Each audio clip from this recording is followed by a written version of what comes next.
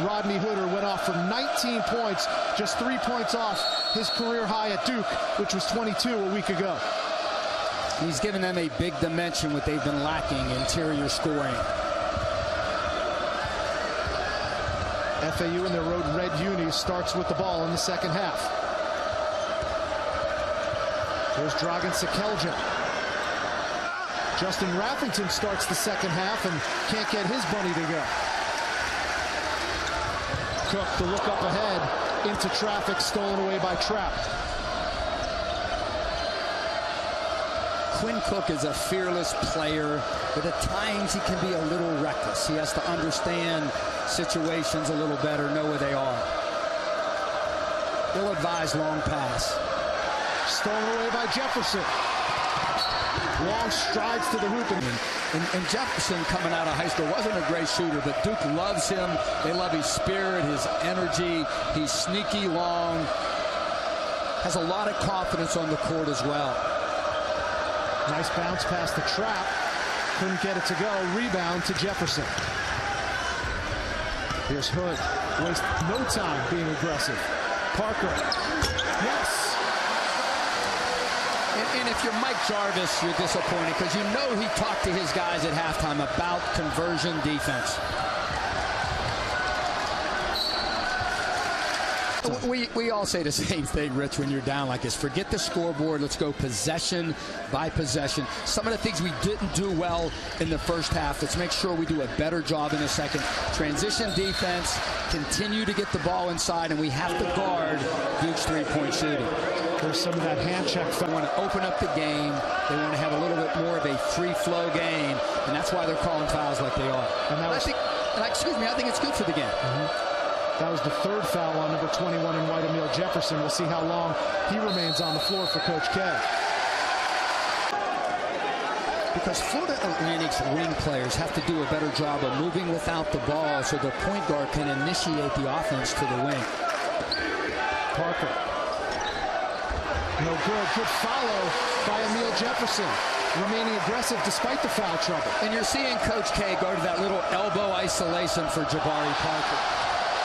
Jefferson all over the place, this time with the block. They go right back to Sakelja. Morrow had it blocked by Parker. Here's a lob. Tantalizingly close. That would have brought the roof down. Emil Jefferson called for it. You better catch it and finish it. I'm sorry, Rich. He was pointing to the rim, and it was a wonderful pass.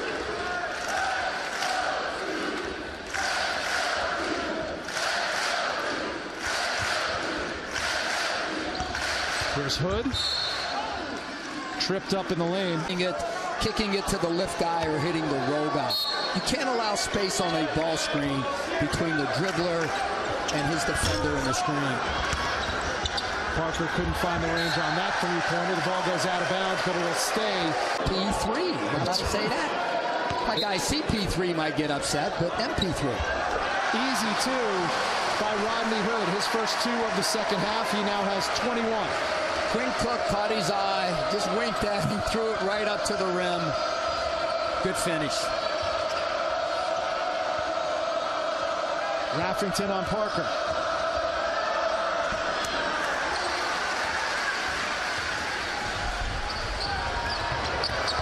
Parker lost it, regrouped, and used the left hand. 14 now for the freshman. Not many 6'8" guys can get that ball and drive it the length of the floor. And right now tonight you're saying yes because Rodney Hood is doing that. 21 points, one off his career high of 22.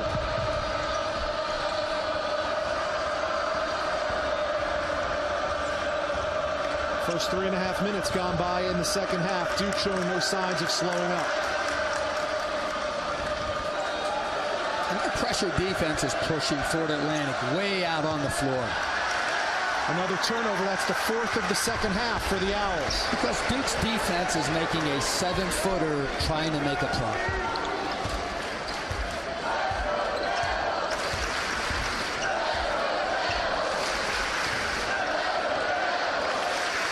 Here's Hood with the left hand.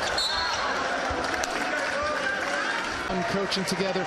He started off, Mike Jarvis II, or as they call him, Coach Deuce, as a 3-year-old bat boy when Coach Jarvis was the freshman baseball coach in Cambridge.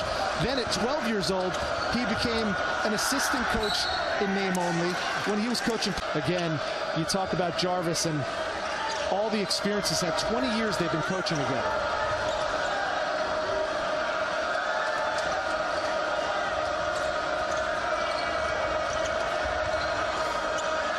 Sekelja thought about the three, drove it, and out of control. He didn't finish, but pretty good move by a 7-footer.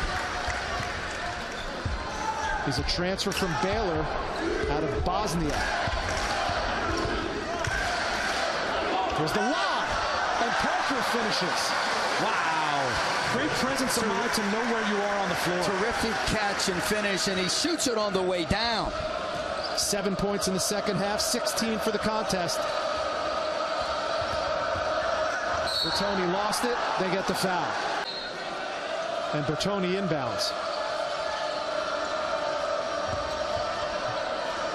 Open man is Raffington. Way too strong.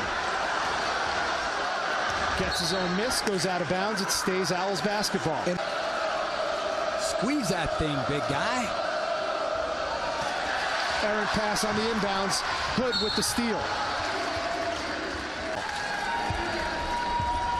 Take note of this, red alert time for the Owls. Their best player, who has 15 points, Pablo Bertoni, now saddled with 4 personals.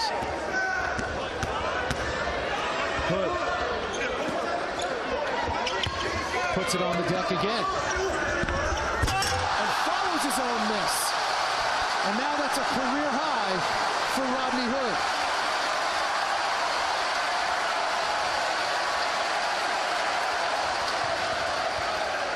Here's Morrow. Count the back. Morrow can't complete the three-point play. 67-35, 14 minutes to go in this one.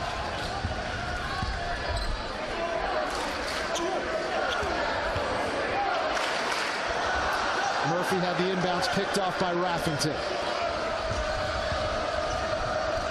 A little more on the pass, a little higher, put a little air under it, and Hairston would have came down with it. Here's Morrow.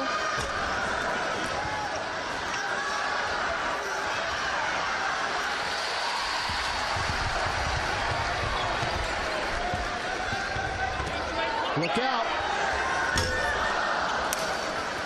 Can't find the range on that one. You know what, Rich? His feet weren't really set. Defender right in his face. One of the things he has to do is he's such a good shooter. Sometimes you need to go. Absolutely. You're down 30 at this point. Let him play against a high-level team.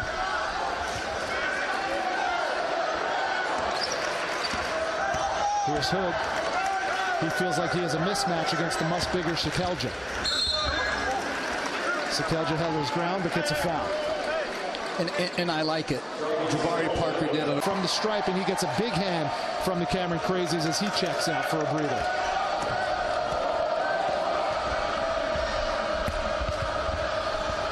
At this point, I'm wondering, and I don't know if you are, but how much more will we see Jabari Parker and Rodney Hood tonight? What do you think? Mike obviously doesn't need him. Give these guys a little more experience because it's a long season, as we know. We started early this year, too, with practices in September. The big thing as you go through this season as a coach, you're always asking yourself, what does our team need right now? Sometimes keeping those guys fresh is critical long term. Number 13, Matt Jones has checked in, another highly recruited freshman. Dawkins from the wing. Beautiful. 12 points for Dawkins, all from distance. Coach Jarvis is losing his mind. You have to stay attached to that guy. You're chasing him off of all screens. You're making him curl into the lane. 10 for 19 from three-point range are the Blue Devils. They're up 33 points. Nice move by Morrow. He has 6. And that's a question for Andre Dawkins. We know he could play on the offensive end of the floor, but he gives up a basket right now on the defensive end. Andre Dawkins tragically lost his sister in a car accident a couple years ago. He took all of last year off to deal with his emotional issues.